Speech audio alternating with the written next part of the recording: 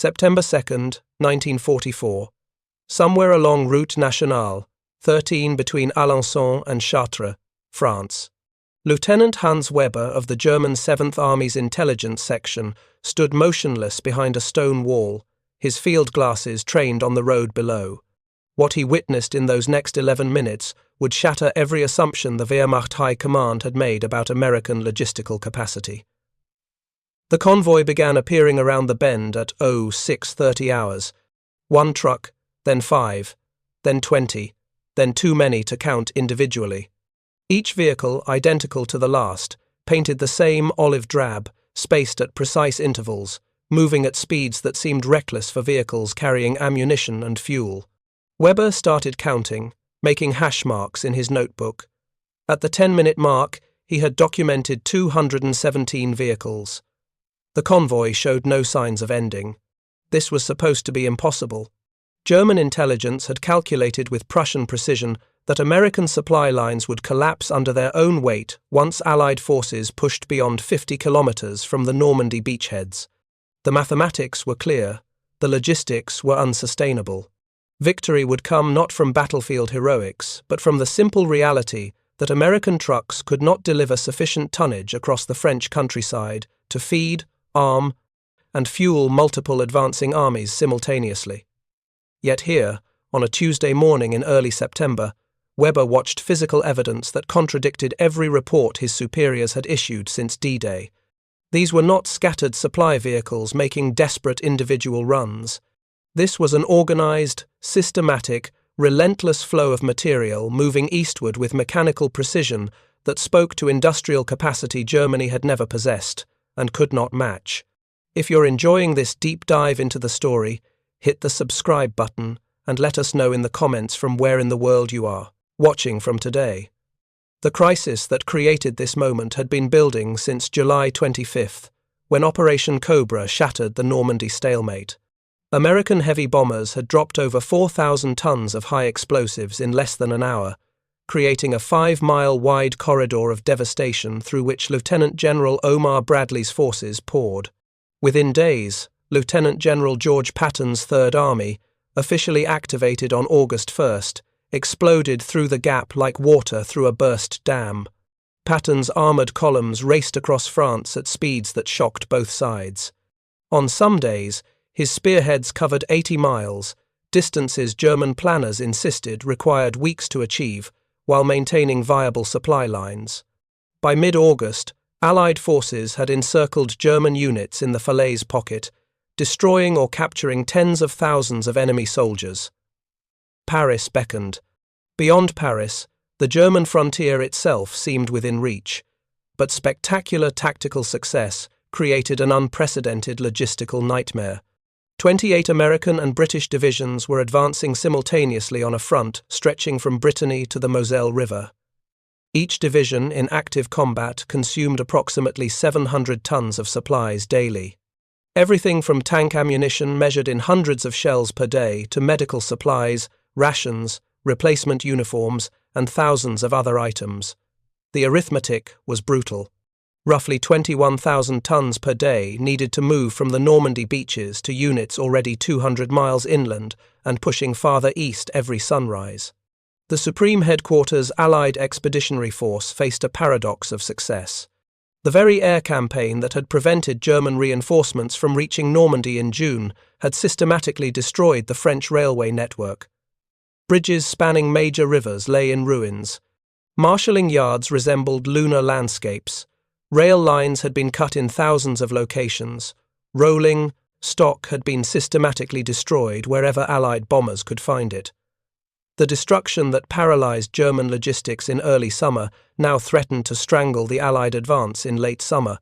The major Breton ports, where pre-invasion planning assumed supplies would flow, remained in German hands. Hitler had ordered these garrisons to fight to the last man, and German commanders were obeying with fanatical determination. Cherbourg had been captured, but German demolitions left the port barely functional until late September. The massive facilities at Antwerp would not be captured until early September and would not become operational until late November after the Scheldt estuary was cleared of German forces and mines. Everything still came through: the Normandy beaches and the artificial Mulberry harbours, those remarkable engineering achievements towed across the English Channel and assembled in French coastal waters. The system worked, but it could not keep pace with armies racing toward Germany faster than anyone had predicted possible. On August 21, 1944, during a marathon 36-hour planning session at Supreme Headquarters, transportation officers and quartermaster commanders confronted the mathematics of potential disaster. Brigadier General Frank Ross described the challenge with characteristic understatement. They needed to move the equivalent of a small city's daily consumption across 200 miles of damaged roads, using a transportation network designed for peacetime traffic. The solution that emerged was audacious to the point of seeming impossible. Commandeer every available truck from units across Normandy.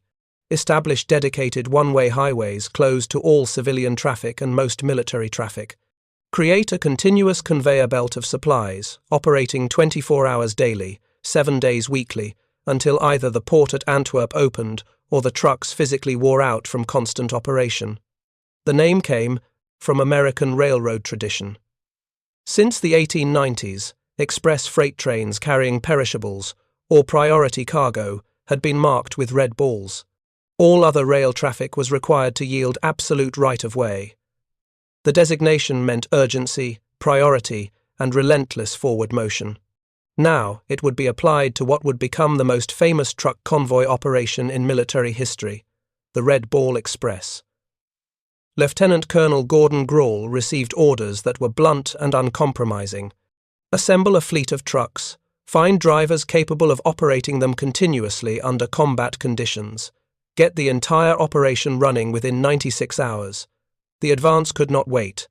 Failure was not an option that warranted discussion.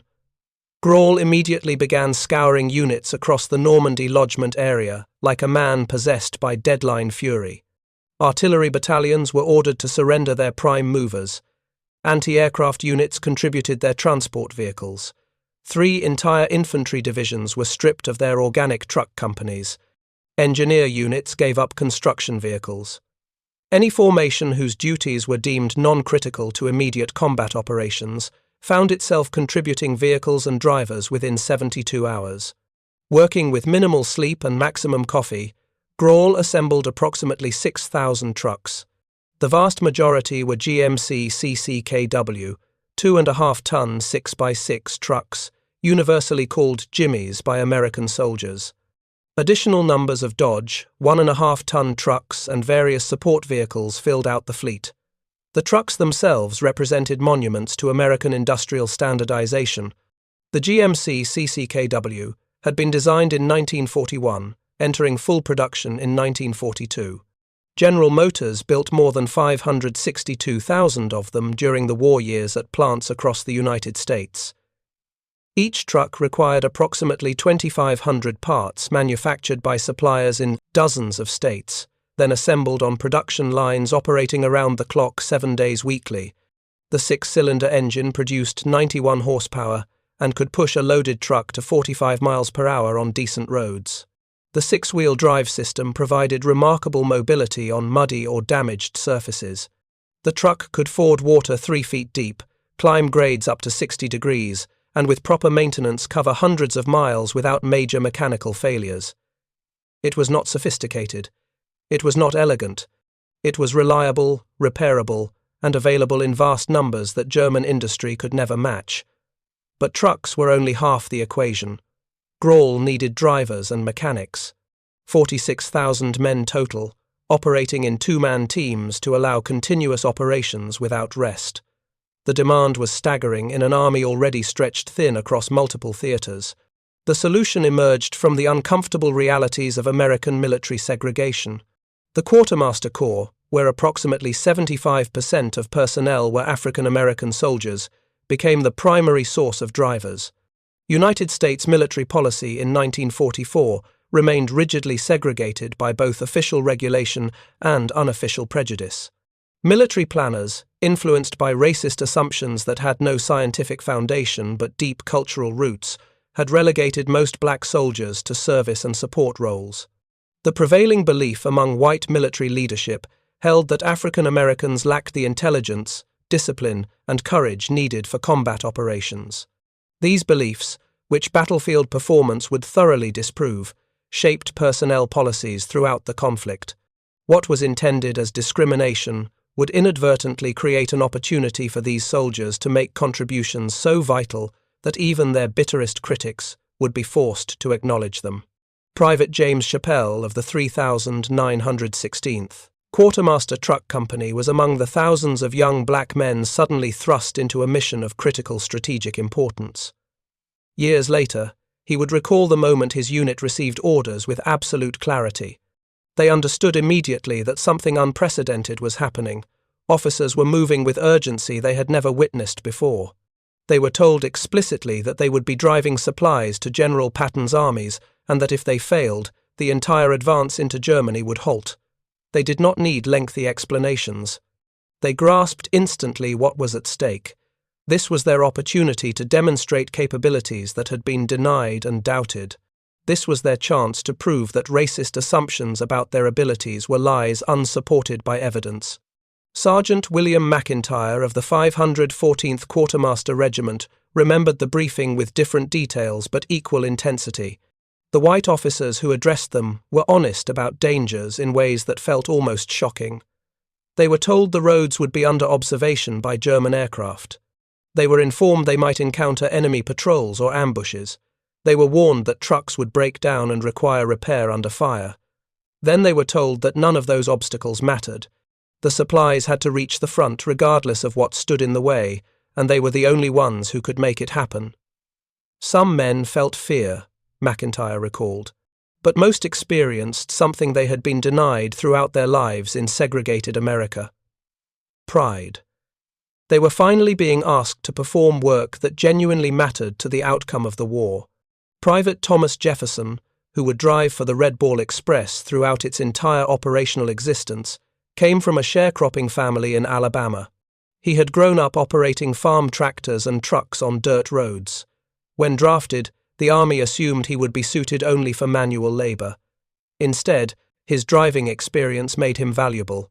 Decades later, he would tell his grandchildren that selection for the Red Ball Express marked the first time anyone in authority had acknowledged he was skilled at something important. On August 25, 1944, at first light, the Red Ball Express began operations. The initial route ran from the Normandy supply dumps near Saint-Lô, connected by road to the port at Cherbourg, southeast to Chartres, approximately 125 miles. 2 parallel highways were commandeered and marked with red balls painted on signs every few miles. The northern route carried loaded trucks heading eastward toward supply dumps, feeding the advancing armies. The southern route carried empty trucks returning westward toward the coast.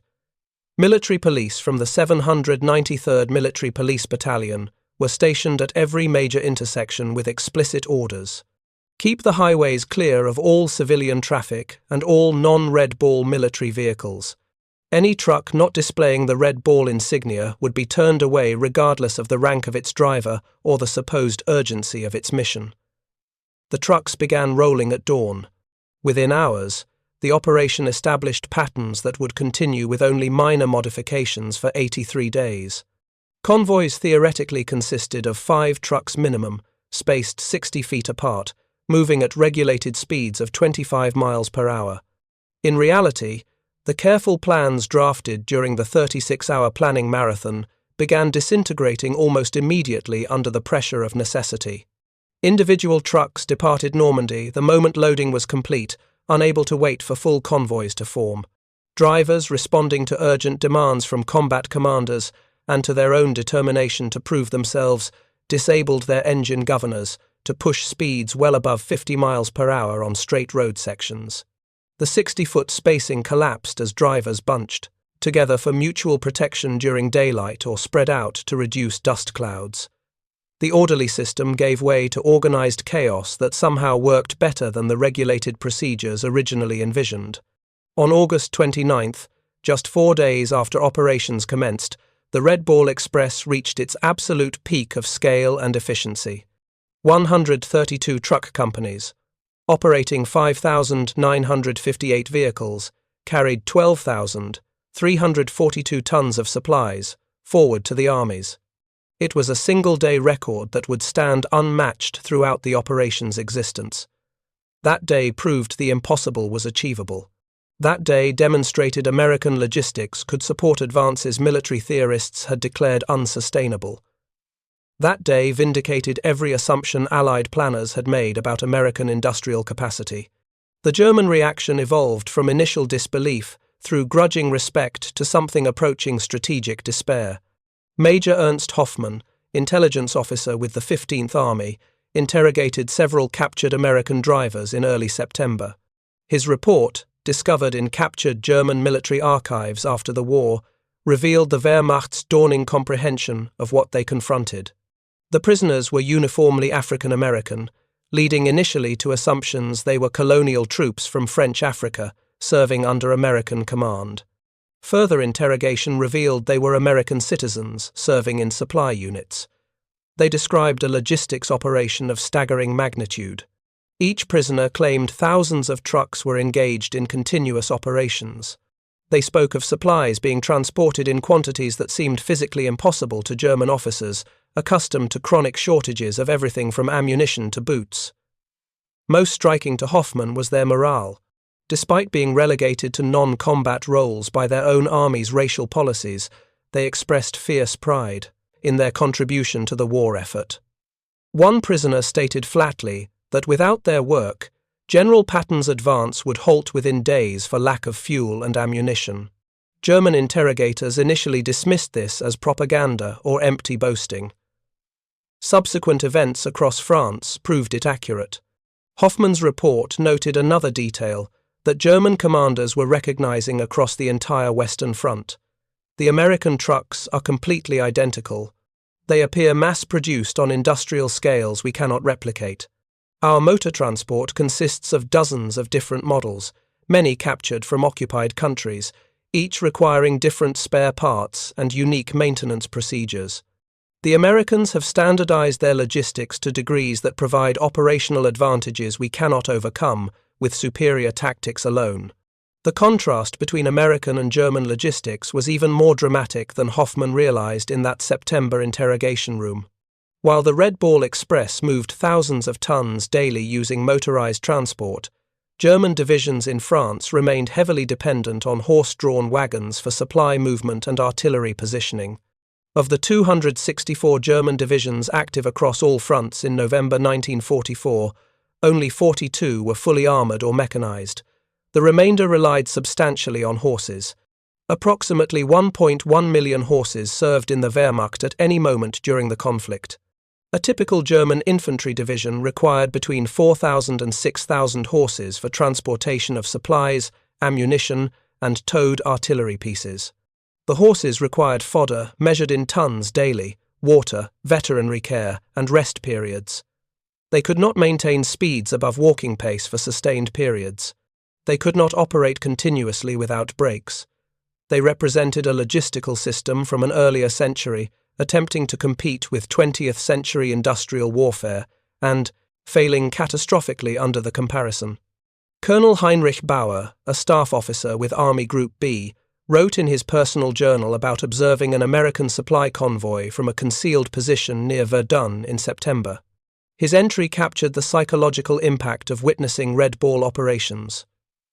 The procession continued for over 3 hours without interruption. He counted more than 800 trucks, all moving at high speed, all carrying visible loads, all identical in appearance and capability. Behind German lines, their supply columns struggled to move a fraction of that tonnage using combinations of trucks, horse-drawn wagons, and requisitioned civilian vehicles of wildly varying conditions. They had calculated that Americans could not sustain advances beyond their railheads. They were catastrophically wrong. The Americans did not need functioning railheads. They had created a mechanical river of supplies that flowed continuously day and night. This was not warfare, as Germans understood it from their tactical manuals and operational experience. This was industrial production capacity applied directly to military operations, and they possessed no doctrinal answer to it. For the men actually driving the trucks, the Red Ball Express was simultaneously the most important and the most exhausting experience of their military service. The standard round trip from Normandy to the forward supply dumps consumed 54 hours as the front lines moved deeper into France and distances increased steadily. Drivers were supposed to rotate, with one man driving while his partner slept in the cab. In practice, both men frequently stayed awake for entire runs. One drove while the other acted as lookout for German aircraft, enemy patrols, or road hazards that could destroy a truck and its cargo in seconds. Sleep deprivation became chronic and dangerous, creating conditions where men operated heavy vehicles while barely conscious. Corporal Benjamin Harris of the 783rd Military Police Battalion, among the few African-American military policemen assigned to traffic control on Red Ball routes, recalled the relentless flow with mixture of admiration and concern. The trucks never stopped, day and night and day in endless cycles. They would be directing traffic at intersections, and the same drivers would pass them heading east with full loads, then 12 hours later pass heading west with empties, then 12 hours after that heading east again with full loads. Some drivers were operating 72 hours straight, stopping only to refuel, consume rations, or fix mechanical breakdowns. They witnessed drivers asleep at the wheel with their partners steering from passenger seats. They saw men so exhausted they could barely climb from cabs when they finally stopped. But the trucks kept rolling because drivers understood what failure would mean for soldiers at the front. If you find this story engaging, please take a moment to subscribe and enable notifications. It helps us continue producing in-depth content like this. The physical toll on drivers was immense and cumulative. Private Robert Washington of the 3715th Quartermaster Truck Company described a typical run, with the matter-of-fact tone of someone recounting routine hell. You loaded at the beaches or at Cherbourg, heavy ammunition boxes that could crush fingers if mishandled, jerry cans of gasoline that sloshed and leaked fumes, crates of rations that required careful stacking, or they would shift and potentially overturn the entire truck. 5 tons in the cargo bed, and you needed to secure it properly, because you would be moving fast on rough roads where shifted loads could flip vehicles. Then, you joined the convoy heading east. Dust clouds were so thick you could barely see more than 1 or 2 trucks ahead. If you fell behind, you lost the convoy and had to navigate independently using maps that were frequently expedia, outdated or inaccurate. Roads were torn up by thousands of trucks and tanks that had passed before you. You hit potholes at 40 miles per hour that nearly threw you through the roof despite minimal cab suspension. The steering wheel fought you for hours as you struggled maintaining heavy trucks on roads never designed for this traffic intensity. Your arms cramped, your back ached, your hands developed calluses layered on existing calluses, but you could not slow down because 20 trucks followed behind you, and they could not pass on the one-way route. If you slowed, they all slowed, and that meant supplies slowed, and that meant men at the front went without ammunition or food. That outcome was unacceptable. The mechanical challenges were constant and varied in ways that tested both equipment and human ingenuity. The GMC trucks were reliable by standards of their era, but driving them at sustained high speeds over poor roads pushed them far beyond their design specifications. Tires wore out at catastrophic rates that supply officers had never anticipated.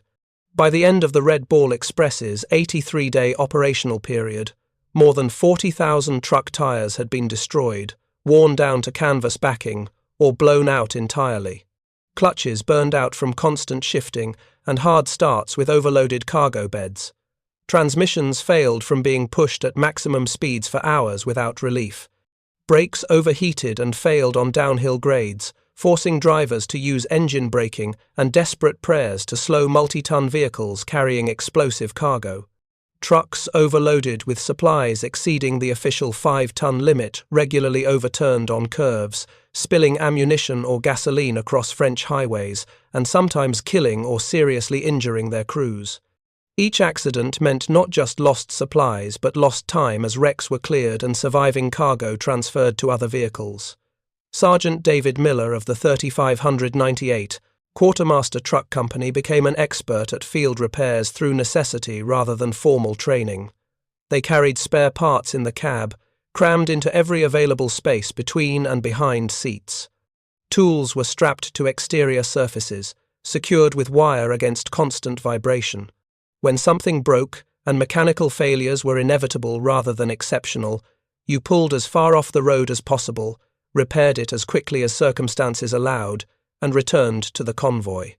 Supply dumps had ordnance teams capable of major repairs, but waiting for professional mechanics meant delays measured in hours. He learned to replace clutches in 45 minutes working roadside with traffic roaring past at high speed.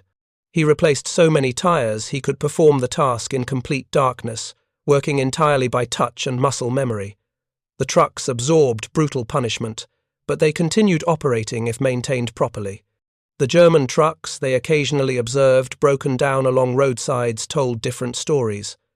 They appeared assembled from mismatched components. American trucks were standardized.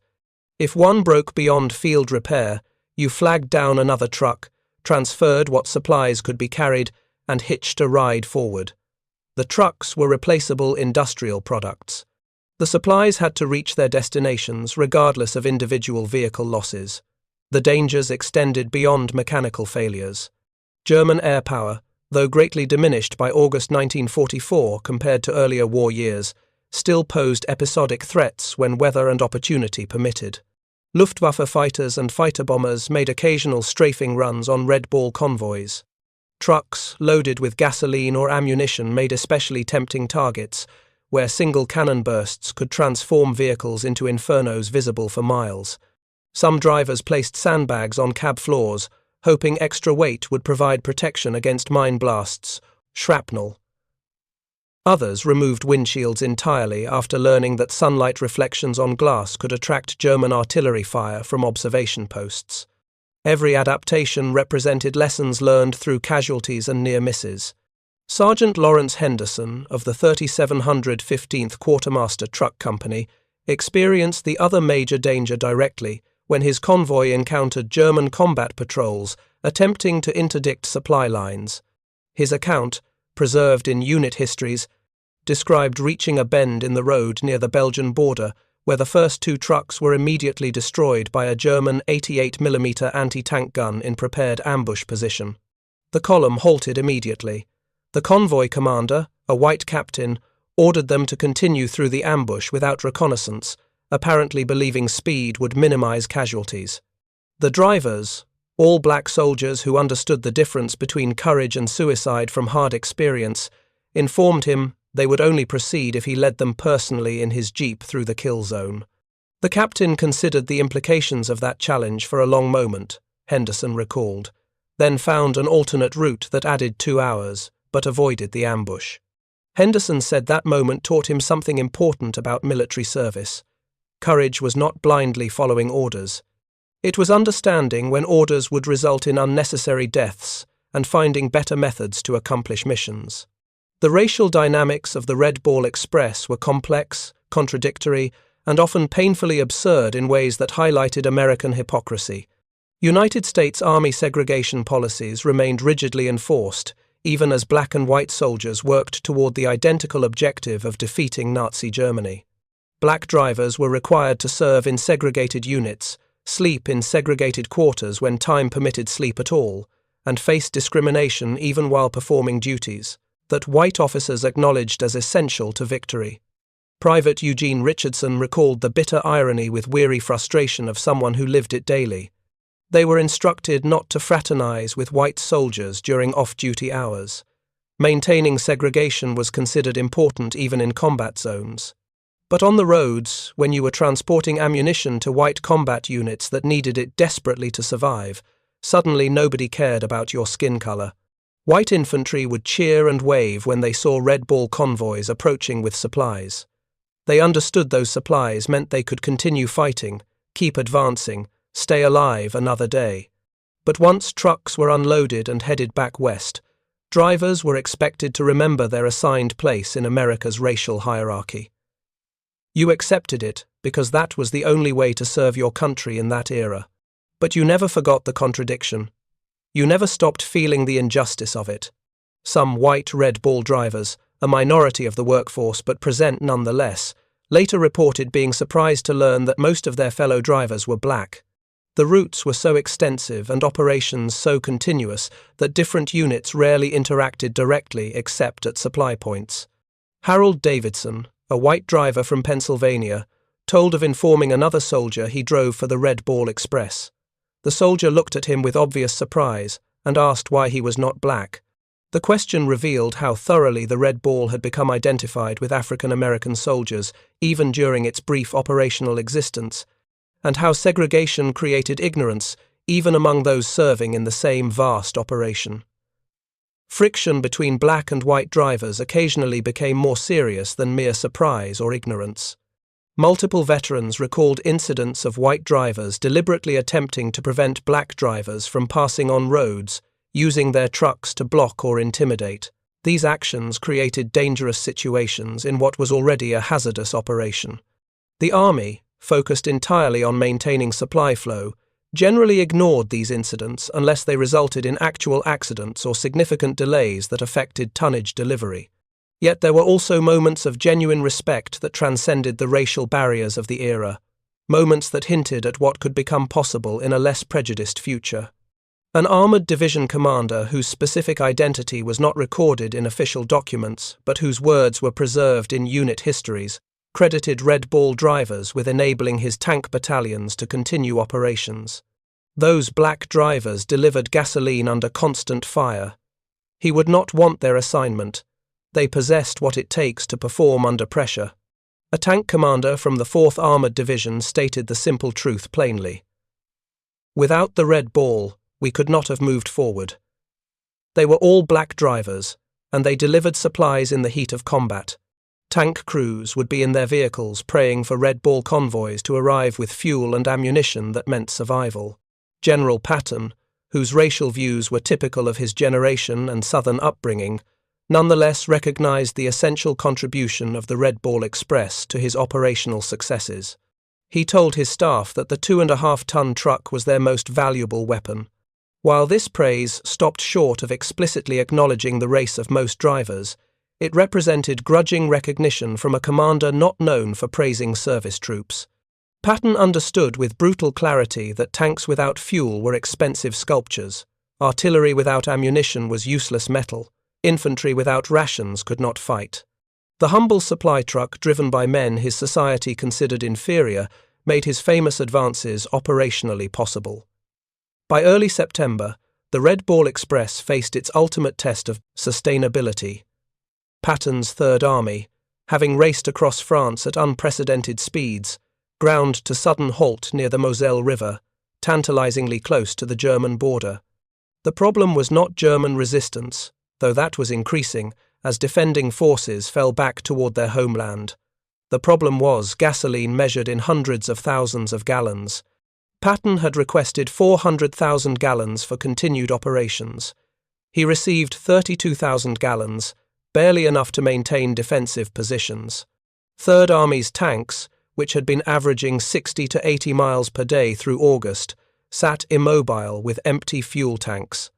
The most aggressive army in the Allied forces was stopped not by enemy action, but by logistics reaching their absolute limits.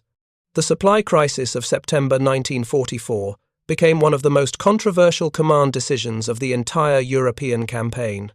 General Dwight Eisenhower, Supreme Allied Commander, faced an impossible choice with profound strategic implications and no clearly correct answer. Field Marshal Bernard Montgomery demanded priority for supplies to support his advance through Belgium toward the Rhine River and the industrial Ruhr region, arguing that a single concentrated thrust could end the war before Christmas, 1944. Patton demanded supplies to continue his drive through Lorraine toward the Saar, arguing that his momentum could carry him to the Rhine before German defences solidified into the formidable positions they would eventually construct. The Red Ball Express, despite its heroic efforts and remarkable achievements, could not supply both axes of advance simultaneously. The trucks themselves were breaking down in increasing numbers from relentless overuse. Tire stocks were nearly exhausted. Spare parts were running dangerously low despite continuous shipments from the United States. The distance from Normandy to the front had increased to nearly 400 miles, doubling round-trip times and halving effective tonnage delivered per day. Eisenhower chose to prioritize Montgomery's Operation Market Garden, the ambitious airborne operation designed to seize bridges across the Rhine in Holland and open a route into northern Germany. Patton's Third Army received minimal supplies and was ordered to assume defensive posture and consolidate positions. The decision remains intensely debated by historians 7 decades later. Market Garden failed catastrophically in mid-September, costing 17,000 Allied casualties and accomplishing none of its strategic objectives. Patton believed passionately that if he had received supplies to continue his August momentum, he could have reached the Rhine by early September and possibly forced crossings before German defences were properly organised. Whether this assessment was realistic strategic analysis or merely Patton's characteristic overconfidence remains unknowable. Historians continue arguing both positions with evidence supporting each interpretation. What is certain is that stalling Patton's advance in September led directly to grueling fall and winter campaigns, including bloody fighting in the Hürtgen Forest and the surprise German counteroffensive in the Ardennes that became known as the Battle of the Bulge. The war in Europe would not end until May 1945, 6 months beyond optimistic predictions made in September 1944. For Red Ball Express drivers, September brought new challenges layered atop existing hardships. As the front stabilized and then advanced more slowly through fortified regions, routes were extended to supply depots across eastern France and into Belgium. Round trips grew to 72 hours or more. Drivers who had been exhausted in August became walking zombies in September, surviving on cigarettes, coffee, and knowledge that their work still mattered desperately to men in combat. Accident rates climbed as fatigue addled, drivers dozed off at wheels or misjudged distances and speeds. The human cost of the operation, never officially tallied separately from General Quartermaster Corps casualties, mounted steadily. The Army's response was pragmatic if imperfect. Assign 3 drivers to each truck instead of 2, allowing better rotation and more rest opportunities. In practice, this meant 3 men sharing a cab designed for 2, attempting to sleep while sitting upright as trucks bounced over broken roads.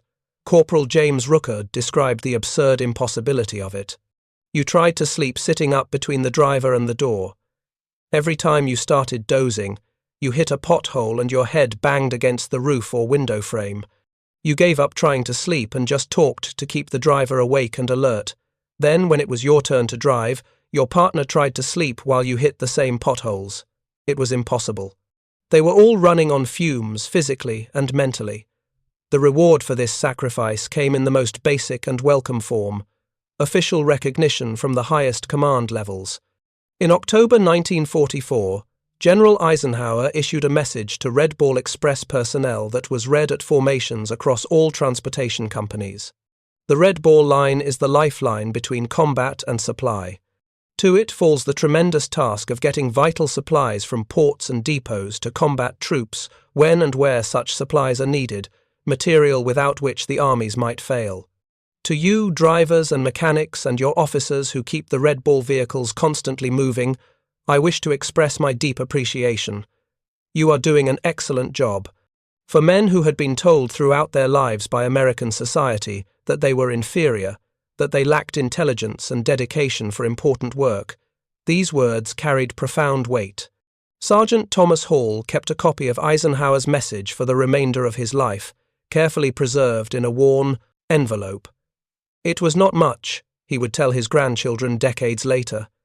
It did not end segregation. It did not grant them the full respect they deserved. But it was something tangible. It was official recognition that what they accomplished mattered, that they had contributed meaningfully to victory over fascism. By mid-November 1944, the Red Ball Express had outlived its operational necessity, if not its historical legend.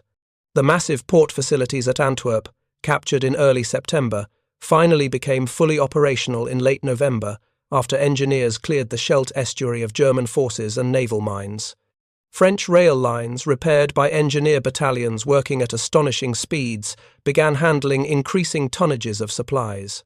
Most critically, the pipeline under the ocean, nicknamed Pluto, began delivering gasoline directly from England to forward depots in France, eliminating the need for trucks to haul millions of jerrycans of fuel. On November 16, 1944, the Red Ball Express was officially discontinued. Orders went out to all units involved. The dedicated highways would be returned to mixed traffic. Red Ball signs would be removed or painted over. Drivers would return to their original units or be reassigned to other transportation duties across the European theatre. In 83 days of continuous operations, the Red Ball Express had transported 412,193 tons of supplies, according to official army records, though some logistics officers believed the actual total was higher due to incomplete documentation. It had operated at peak strength with 5,958 vehicles. Approximately 23,000 drivers and support personnel had served on Red Ball routes at various times during its existence. 75% of them were African American soldiers who had been given an opportunity to prove themselves and had exceeded every expectation anyone held. The statistics tell part of the story, but miss the human dimension entirely. At any given moment during peak operations, approximately 900 fully loaded vehicles were on roads moving east or west in an endless mechanical river. The trucks travelled a combined total estimated at over 120 million miles. They delivered enough gasoline to fuel tens of thousands of tanks, trucks, and other vehicles through hundreds of miles of advances. They delivered enough ammunition to supply dozens of divisions engaged in heavy combat across multiple fronts. They delivered enough rations to feed hundreds of thousands of soldiers. They delivered medical supplies, replacement equipment, spare parts, and thousands of other items essential to modern industrial warfare. The operation required establishment of 325 branch camps and numerous supply depots, in addition to main facilities. It wore out those 40,000 truck tires at rates that threatened to exceed available supply. It destroyed hundreds of trucks beyond economical repair, simply burning them out through relentless overuse that would have been unacceptable in peacetime. It pushed thousands of men to absolute limits of human endurance, and sometimes beyond those limits into territory where men operated more through willpower than physical capacity. But the statistics and physical toll failed to capture the most important dimension of the Red Ball Express. It proved conclusively that African American soldiers, when given essential duties and adequate equipment, could perform at the highest levels under the most demanding circumstances imaginable. It demonstrated that racist assumptions underlying army segregation policies were objectively false, unsupported by any evidence when tested against reality. Black soldiers were not intellectually inferior. They were not suited only for menial labor. They were not lacking in dedication or capability. They were capable of working under extreme pressure, maintaining complex mechanical equipment, navigating by maps across foreign territory, and sustaining operations that military planners had initially declared impossible. Every mile driven, every ton delivered, every breakdown repaired proved the falseness of segregation's foundational assumptions. The legacy of the Red Ball Express extended far beyond its 83-day operational existence. Other similar supply routes were established across Europe, using its organizational model and operational principles. The White Ball Express operated from Le Havre and Rouen to Paris starting in October. The Green Diamond Express moved supplies from Normandy to railheads. The Red Lion Express supplied the 21st Army Group in Belgium. The ABC Express route carried supplies from Antwerp deeper into Belgium and eventually into Germany itself. The XYZ route operated during the final weeks of war. None achieved the fame or captured public imagination like the original Red Ball, but all used its methods and benefited from lessons learned during those frantic months of 1944 when the impossible became routine. More importantly for American society's future, the Red Ball Express became part of the historical record that would eventually help end military segregation. When President Harry Truman signed Executive Order 9981 in July 1948, ordering integration of the armed forces, it was supported by evidence from World War II that segregation was both militarily inefficient and morally indefensible. The Red Ball Express stood as irrefutable proof that black soldiers could perform essential duties with skill, dedication, and effectiveness equal to any other Americans. The arguments for segregation, always based on prejudice rather than evidence, could not withstand scrutiny in light of operations like the Red Ball that produced documented results impossible to deny or dismiss. In the decades after the war, as veterans returned to civilian life and attempted to rebuild their futures, many Red Ball Express drivers found themselves facing the same systemic discrimination they had experienced before and during military service. They were denied benefits promised to veterans. They faced employment discrimination that blocked them from jobs they were qualified to perform. They were often written out of historical accounts of the war or relegated to footnotes in narratives that emphasized white contributions while minimizing black achievements. The respect they had earned on the roads of France did not automatically transfer to the streets of segregated America. The country they had served had not finished the work of becoming the country it claimed to be in its founding documents and wartime propaganda. Yet individual veterans kept their stories alive through various means. Some spoke openly about their service, proudly recounting their contribution to victory to anyone who would listen. Others remained silent about wartime experiences, their stories known only to immediate family members. Many faced complex mixtures of pride in what they had accomplished and bitterness at how they had been treated. They had proven themselves under the most demanding circumstances imaginable. They had kept armies moving when everyone said it could not be done. They had contributed directly to defeating Nazi tyranny. And they had returned home to a country that still treated them as second-class citizens in fundamental ways. When Hollywood produced a film titled Red Ball Express in 1952, it starred Jeff Chandler and Sidney Poitier, but gave most prominent roles to white actors, effectively whitewashing a story that was fundamentally about African American contribution to victory. The film took considerable liberties with historical accuracy and downplayed racial dynamics that were central to the actual experience. Veterans who saw the film had mixed reactions. Some were simply glad the story was being told at all in an era when most war films ignored black contributions entirely. Others were frustrated that even in telling their story, Hollywood could not accurately represent who had actually performed the work. In 1985, a reunion of Red Ball Express veterans was held in Louisiana, organized by veterans who wanted to reconnect with comrades and ensure their story was not forgotten by history. More than 300 veterans attended, traveling from across the country. The vast majority were African American men now in their 60s and 70s, bearing the marks of age but still carrying themselves with the pride of men who had accomplished something important that could never be taken from them. They shared stories long held private.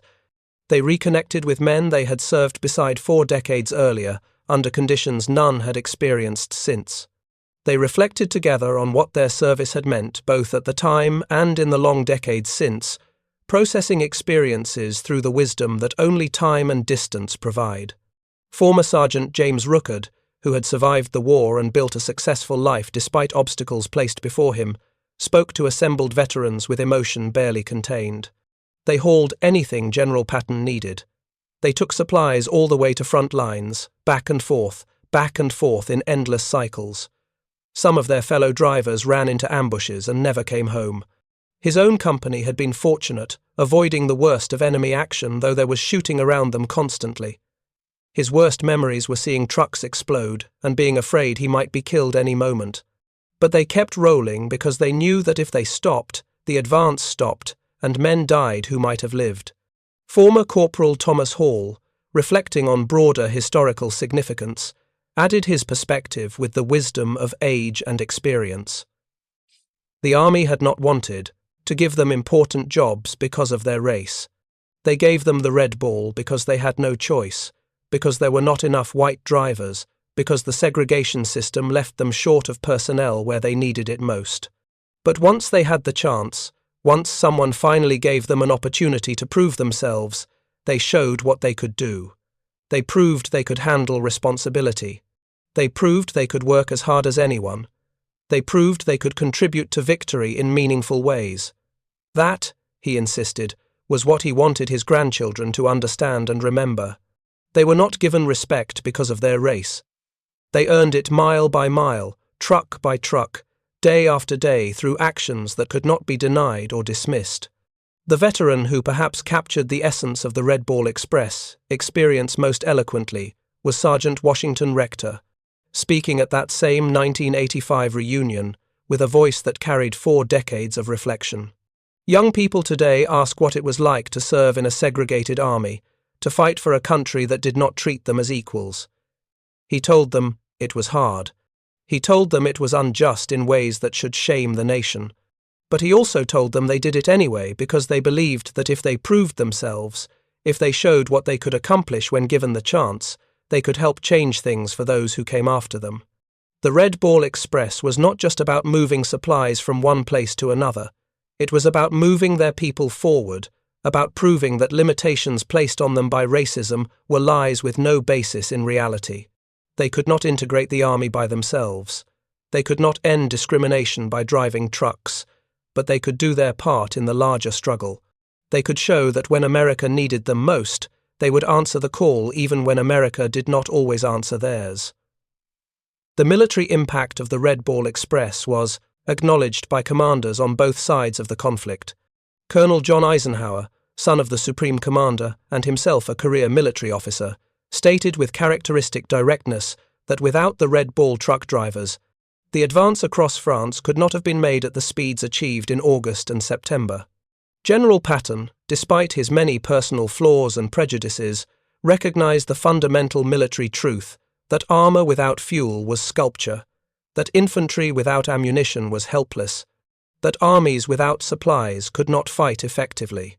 The 2.5-ton truck, he had declared, was America's most valuable weapon because without those trucks and the men who drove them with such dedication, all other weapons became worthless metal.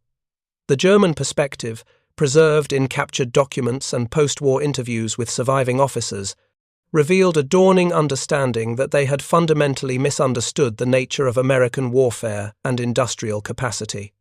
General Hans von Obstfelder, who commanded forces on the Western Front and survived the war, wrote in his post-war memoirs with the brutal honesty that defeat sometimes brings. They had studied American tactics and found them unimaginative compared to German doctrine. They had analyzed American equipment and found it adequate but not superior to German weapons in most categories. They had calculated American logistics using their own formulas and organizational assumptions, and concluded Americans could not sustain deep penetrations beyond railheads for more than brief periods. They were catastrophically wrong on every count that mattered. American tactics worked because they had overwhelming firepower and did not need tactical sophistication to achieve objectives. American equipment was good enough, and they had so much of it that losses meant nothing to overall capability. American logistics operated on principles Germans did not understand, principles of mass, production and standardization that allowed them to generate capacity. Germany could not match even theoretically. They were a horse-drawn army trying to fight a fully motorized enemy. They were craftsmen facing industrial mass production. They could not win such a competition once America's industrial capacity was fully mobilized and applied to military purposes. Lieutenant Hans Weber, the intelligence officer who had watched that convoy on September 2nd from behind a stone wall, would later write in private correspondence discovered by historians that the moment he stopped counting trucks at 217 vehicles with no end in sight, he understood Germany had lost the war. The question was no longer whether Germany would lose, but only how long the dying would continue and how many more would perish before the inevitable end. The Red Ball Express proved that democratic industrial power could overwhelm authoritarian military force when properly organized and applied. It demonstrated that free peoples, even imperfectly free, could outproduce and outlast tyrannies that claimed superiority. It showed that ordinary men, given essential work and adequate tools, could accomplish extraordinary things that reshaped history. The young men who drove those trucks, most of them black soldiers, serving a country that denied them full equality, never fired many shots in direct combat. But their contribution to ultimate Allied victory was as essential as any frontline combat unit. They kept the advance moving forward when it should have stalled. They prevented the collapse of supply lines that German planners had confidently predicted would doom the Allied offensive. They proved beyond any possible doubt that American industrial capacity, American organizational ability, and American determination could overcome any obstacle when properly directed toward clear objectives. The Axis leaders who had scoffed at American supply capabilities, who had calculated with Germanic precision that Allies could not possibly sustain advances beyond established railheads, who had confidently assumed that American logistics would collapse catastrophically under its own weight, learned a bitter and ultimately fatal lesson in the summer and fall of 1944. The Red Ball Express rolled day and night without ceasing, an endless convoy of trucks carrying supplies that enabled Allied armies to sweep across France, liberate Belgium, and drive deep into Germany itself. The trucks that German planners had dismissed as inadequate became the weapon that made victory possible. The drivers that American segregationists had dismissed as inferior became the heroes who kept entire armies moving forward toward final victory. When the last Red Ball Express convoy completed its final run on November 16, 1944, it marked the end of one operational chapter, but absolutely not the end of the larger story. The legacy of what had been accomplished remained permanent and powerful, influencing military logistics doctrine, contributing to the eventual integration of American armed forces, and standing forever as proof that logistics determines what is operationally possible on battlefields, and that ordinary people given extraordinary responsibilities can rise to meet them. The German generals who had laughed at American supply lines learned through bitter experience that their laughter was premature and their assumptions were false. The Red Ball Express answered their mockery with 12,500 tons delivered daily at peak operations, with 412,000 tons moved in 83 days, with armies kept supplied across distances that should have been impossible. The mathematics of modern warfare were written not in tactical manuals, but in production statistics and convoy schedules that exposed every weakness in Hitler's war machine. The trucks kept rolling, the supplies kept flowing, the armies kept advancing, and Germany kept retreating toward inevitable defeat, crushed not primarily by superior tactics, but by superior logistics that democratic industrial society could generate and authoritarian systems could not match. Thank you for watching. For more detailed historical breakdowns, check out the other videos on your screen now, and don't forget to subscribe.